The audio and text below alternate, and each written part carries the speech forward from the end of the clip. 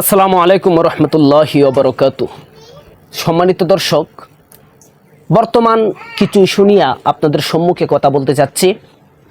সেই ইস্যুটি হলো চরমোনাই পীর নায়েবে আমির সৈয়দ ফয়জুল করিম দামাত বারকাতুহুম।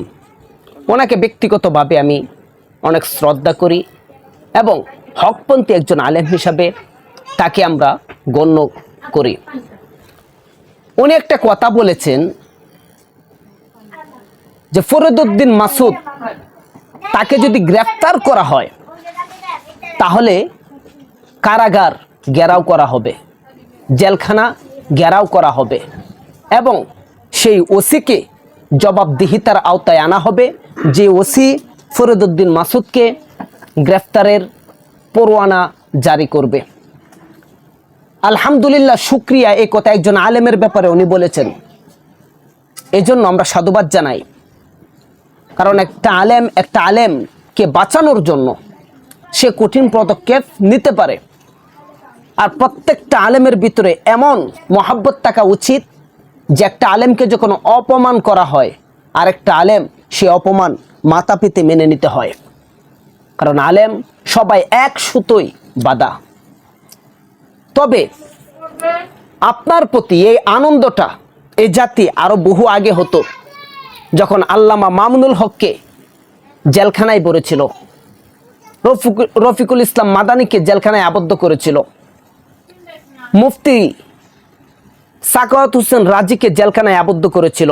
তখন যদি আপনি হুঙ্কার দিয়ে বলতেন আপনার খানখা থেকে যে একজন নিরপরাধ আলেমকেও জেলখানায় বন্দি রাখা যাবে না, যে সমস্ত আলেমরা জেলখানায় বন্দি রয়েছে প্রত্যেকটি আলেমকে দ্রুত মুক্তি দেওয়া হোক, মুক্তি না দিলে আমরা কারাগার ঘেরাও করব। আপনি এই কথা তখন বলেন নাই। অর্থাৎ ফরিদউদ্দিন মাসুদের বিষয়ে আপনি কথা বলেছেন, কারণ হলো ফরিদউদ্দিন মাসুদ আপনার তালই হয়। আপনি স্বজন প্রীতির মাধ্যমে তার প্রতি দরদ দেখাচ্ছেন, মায়া দেখাচ্ছেন। ইমানের স্বার্থে, মুসলমানের স্বার্থে আপনি তার প্রতি কোনো মায়া দেখাচ্ছেন না। সুতরাং স্বজন প্রীতি কোনো আলেমের ভিতরে থাকতে পারে না, স্বজন প্রীতি কোনো ইমানদার ব্যক্তির উপরে থাকতে পারে না।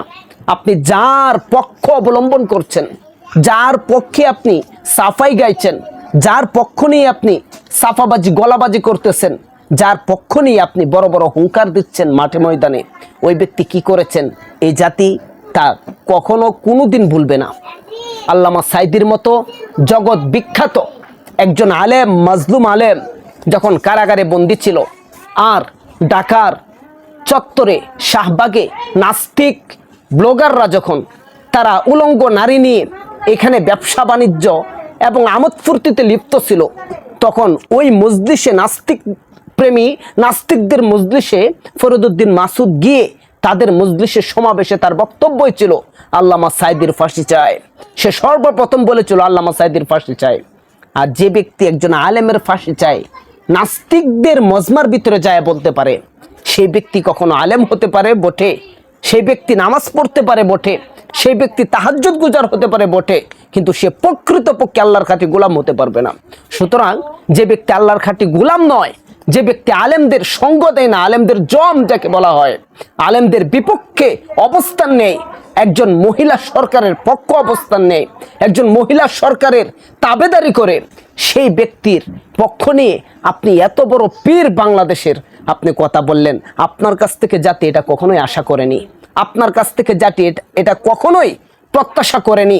সুতরাং এখনো সময় রয়েছে, সামনে নির্বাচন, আপনি লাইভে আসুন, সরাসরি জনগণের সম্মুখে এসে আপনি এই জাতিকে উদ্দেশ্য করে যে কথাগুলো আপনি বলেছেন সেই কথা প্রত্যাহার করে জাতির সামনে দুঃখ এবং ভারাক্রান্ত হৃদয় নিয়ে আপনি নিজের ভুলটা স্বীকার করুন। নয়তো এই জাতি বেশি দিন লাগবে না, ধীরে ধীরে আপনাকে এমনভাবে প্রত্যাখ্যান করবে, চরমোনাই হাত পাকা দল বলতে বাংলাদেশে কোনো দল মাথা উঁচু করে কখনোই দাঁড়াতে পারবে না। সুতরাং আপনি এখনো সময় রয়েছে, আপনি আগে যা করেছেন সব আমরা ভুলে গিয়েছি। এখন সময় এসেছে, আমরা চাই যে কোনো একটা ইসলামী দল ক্ষমতায় আসুক। কারণ আজকে প্রায় 50 বছর ধরে স্বাধীনতার পর থেকেই সমস্ত আলেমরা ঐক্যের ভিতরে আসতে চেয়েছিল। একটা দলের কারণে ঐক্যের ভিতরে সমস্ত আলেমরা এ পর্যন্ত আসতে পারে নাই, আর সেই দলটাই হলো হাত পাকা চরমোনাই। তার কারণেই এই পর্যন্ত কোনো উলামায়ে কেরাম এক বাক্যে সবাই একত্রিত হয়ে সব পক্ষ একত্রিত হতে পারে নাই। আর আজও যখন সমস্ত উলামায়ে কেরাম এক প্ল্যাটফর্মের ভিতরে চলে আসলো, তখন আপনি সেখান থেকে আস্তে আস্তে কেটে যাচ্ছেন, আলাদা হয়ে যাচ্ছেন। আপনি এটাই বুঝাচ্ছেন যে বাংলাদেশে হক থাকলে হাত পাকা চরমোনাই রয়েছে, আর সবাই কি বাতিল। সাবধান, নিজেকে নিজে কখনো হকদার দাবি করা যায় না। আপনি কতটুকু হক এটা জাতি জানে, জাতি অবশ্যই বুঝবে, জাতি অবশ্যই বুঝার মতো তাদের মস্তিষ্ক রয়েছে। আপনাকে নিয়ে ভালো মন্তব্য করার মতো তাদের মস্তিষ্ক রয়েছে, খারাপ মন্তব্য করার মতো মস্তিষ্ক রয়েছে। সুতরাং এ পর্যন্ত আলেমদের জন্য আপনি কি করেছেন? আলেমরা যখন জেলখানায় বন্দি ছিল, তাদের পক্ষ ছিলেন না তাদের বিরুদ্ধাচরণ করেছেন, এটা জাতি ভালো করেই জানে। আপনি কথাও বলেছেন যে সরকারকে যারা ধাক্কা দিয়ে ফেলে দিতে চাইবে, সরকার কি বসে বসে আঙ্গুল চুষবে? সরকার তার চেয়েও আরো জোরে ধাক্কা দেওয়ার চেষ্টা করবে। এভাবে বলে বলে আপনি সরকারকে উস্কিয়ে দিয়েছেন, এবং কি এটাও বলেছেন যে কোনো যারা যারা নিরপরাধ আলেম রয়েছে তাদেরকে আপনি ছেড়ে দেন। তার মানে আপনি এটাই বুঝিয়েছেন যে সমস্ত আলেমরা জেলখানায় আবদ্ধ ছিল, তাদের মধ্যে কেউ কেউ অপরাধী ছিল, আবার কেউ কেউ নির্দোষ ছিল। আবার আপনার দলের ভিতরে যে সমস্ত উলামায়ে কেরাম জেলখানায় বন্ধ ছিল, তাদেরকে আপনি উদ্দেশ্য করে এই কথাগুলো বলেছেন। আপনার দলের ভিতরে যারা থাকবে তারাই হক, তারাই নির্দোষ, আর আপনার দলের বাহিরে যারা থাকবে তারাই দোষী। এটা কখনোই হতে পারে না। সুতরাং দলপ্রেমী, স্বজনপ্রেমী ইসলামীগুলো সাপোর্ট করেন, আপনি ভালোভাবে জানেন।